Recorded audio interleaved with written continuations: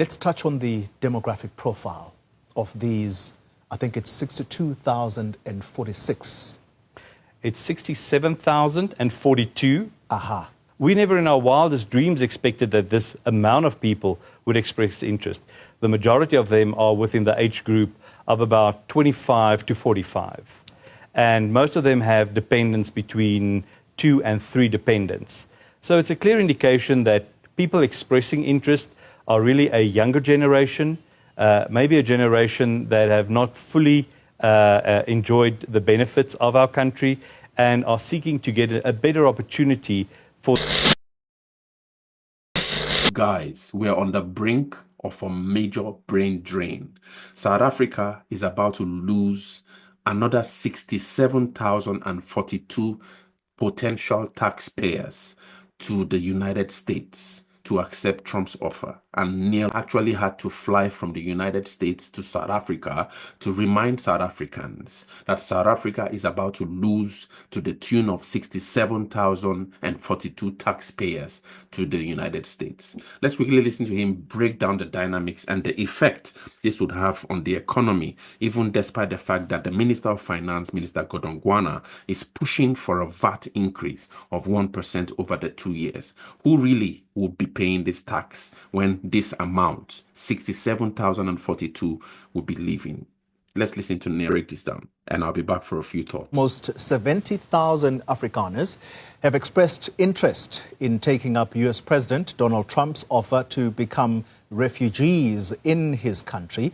The South African Chamber of Commerce in the United States says it met with US Embassy officials in Pretoria to hand over the details of those willing to leave South Africa. Trump expected, or should I say extended, the offer to Afrikaners last month. This was over the apparent land grabs and the alleged poor treatment of Afrikaners. Well, the South African Chamber of Commerce in the United States President Neil Diamond is joining us in studio tonight, and such a pleasure to have you here. Welcome to South Africa. Let's start with the significance of your travel to South Africa, and specifically to hand over the list of these individuals. Why was this important? Good evening, and good evening to your viewers. It was very important for the South African Chamber of Commerce in the US to travel to South Africa so that we could share the details of those folks that have registered on our website to receive more information and express their interest in the refugee program as contained in President Donald Trump's executive order of February 7th, 2025. Immediately following the executive order, it was about 5 p.m. US time that we got the information. We relayed that through to some of the folks we knew in South Africa, and it just spread like a wildfire. By the time I woke up on Saturday morning, February 8th, I had 7,500 emails in my mailbox, over 2,500 texts, WhatsApps, and Facebook messengers, and basically our mail server crashed. We couldn't deal with the volume of inquiries that we received, which was totally unexpected. Yeah. The reception at the US Embassy in South Africa when you handed over this list of nearly 70,000 individuals, and someone is probably asking them the question at home, why did the South African Chamber of Commerce take it upon themselves to do this? Is it because the process itself by the US government was not immediately available? I think the executive order caught some folks off guard. I don't think everybody was fully prepared for that. But when the executive order was signed by President Trump, it immediately spread like a wildfire. There were no channel through which people could make inquiries, and rookie mistake, the Chamber on our press release put down an email address and a phone number, and that happened to be mine. So we needed to navigate a very challenging environment with a floodgate of people expressing interest in President Trump's offer to resettle South Africans, Afrikaners specifically, to the United States. We created a space on our website where folks could register to only obtain information. And literally within a very short period of time, it grew from 5,000 to 10,000 to 20,000. And basically at that stage, we kind of stopped sharing information. We saw what an impact it had with these numbers being spread out there, and people are talking about 5,000, 7,000, 17,000, 20,000. So we decided not to share the information further, but the website was still active for people to register. Yeah. I traveled to Washington, D.C. that following week, reached out to the State Department as well as the U.S. Embassy in South Africa to indicate that we would like them to make a channel available for South Africans that would like to get more information and register for refugee status. That cannot be the responsibility of the Chamber. We found ourselves in a very uncomfortable position. Our focus and mandate is business and economic diplomacy, and this really stretched so far beyond what we are supposed to do. But we were in the space, so we did our best not to abandon people and just ensure that we collected details and information that we could then hand over when the time presented itself. And that really is why I traveled to South Africa with a small delegation of our chamber so that we could engage with the mission of the United States in South Africa, establish what the progress is, get first-hand information, and then hand over the details that we have collected of South Africans. I'm going to latch on to what you have just said, that you were inundated, and you're not a political organization. In fact, you make that clear in your press release. A critic is going to say, so why take up this challenge in the first place? And they might even criticize you, saying, are you not perpetuating the supposed ill treatment of Afrikaner or people who identify as Afrikaners in South Africa? Do you not risk your organization walking around with that tag? I think our organization walked on a very, very narrow line. It's very important for us to maintain good and solid relationships, both on the side of the United States, where we operate and where our members are, but as well with the South African government and the South African clusters of the economy with which we deal as far as export and trade relations and binational trade between our two countries. We didn't want to be in that space. We created that space so that people could get out of our mailbox and out of our servers, that we could get back to doing the business. It's well known that our servers actually crashed on February 8th with a volume of people that just approached us. We never in our wildest dreams expected that this amount of people would express interest. We don't encourage anybody leaving. We also don't deny anybody the opportunity that would like to join our South African diaspora in the United States and seek different or other opportunities that they may or may not have found within South Africa. Let's touch on the demographic profile of these. I think it's 62,046. It's 67,042, but very close. I'm mixing up my numbers there. So the demographic profile, we didn't specifically collect information in terms of job categories. So we don't necessarily know whether they are all farmers from our rural communities or whether they are doctors and engineers. We don't have that information. But in terms of age profile, we do know that the majority of them are within the age group of about 25 to 45. And most of them have dependents between 2 and 3 dependents. So it's a clear indication that people expressing interest are really a younger generation, maybe a generation that have not fully enjoyed the benefits of our country and are seeking to get a better opportunity for their children and future generations. Once again, it's a very tight rope to walk over here. We don't really want to add to the debate. The only thing that we would like to do at this stage is to gracefully exit from the position in which we were. And henceforth, we decided to come to South Africa, engage with the U.S. mission over here, and formally hand over the information of those 67,042 individuals that have expressed interest. It's also very important to note that in our deliberations with the United States, they were very clear that our information, even though appreciated, cannot constitute a direct engagement with the U.S. State Department or with the U.S. Embassy. Folks would still have to register individually for expressing their interest with the U.S. Embassy and with the U.S. State Department to allow them to be vetted through the appropriate U.S. authorities and U.S. agencies dealing with refugees. the classification of one to be a refugee, do these applicants understand the implications that come with that? Has that been explained to them? I don't think people have a full comprehension of what it means to be a refugee. We have shared information of the USCIS, that's the agency that deals with refugees and asylum seekers. They've got a brochure that we made available, both on our website, and we shared it with people interested in that. But we are clear as far as the executive order that President Trump requested Secretary of State Marco Rubio and Secretary for Homeland Security Kristi Noem to provide him with the best possible solution to repatriate South Africans, Afrikaners specifically, to the United States. So we don't want to say that it's going to be vastly different from the existing refugee and asylum program, but we're also not convinced that it would be a duplication of what has happened in many other nations. We've got a quite unique situation as far as this South African refugees are concerned. Yeah. Do they all, I'm talking about the applicants now, do they all identify as Afrikaner? That's going to be a very difficult question to answer, because the question I ask myself, what is an Afrikaner? Yeah. I've basically got an English name and an English surname, and I've got an American accent up and above it all.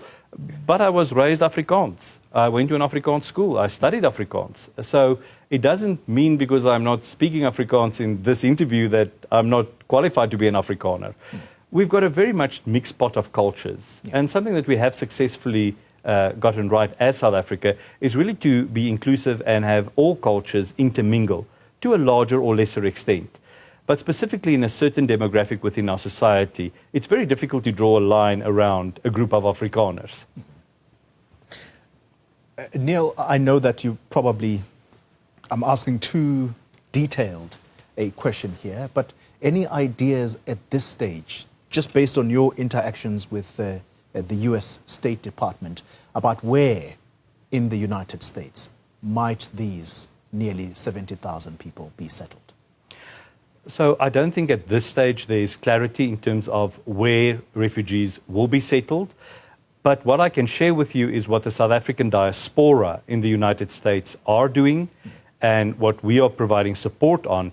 And that is that we are compiling a list of South Africans in the United States that would be willing to support refugees that come to the United States, provide assistance in terms of either accommodation or in terms of employment, so that we could assist South Africans that do want to relocate and be resettled in the United States under the executive order of President Trump, be as successful as possible in that new environment. All right, fine. It's getting even deeper. South Africa is about to lose another 67,042 potential taxpayers to the United States. Now, some people will say it's good, let them go. Some people will say, wow, this is regrettable.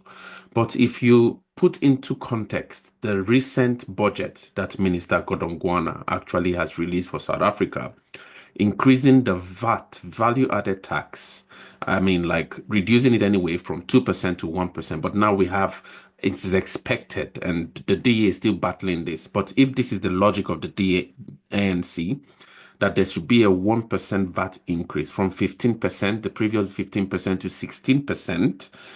And this VAT increase now, all right, should be spread around the taxpayers in South Africa to pay these taxes. People who go to the grocery store, people who go to, all try to get services in South Africa and have to now be subjected to a value-added tax.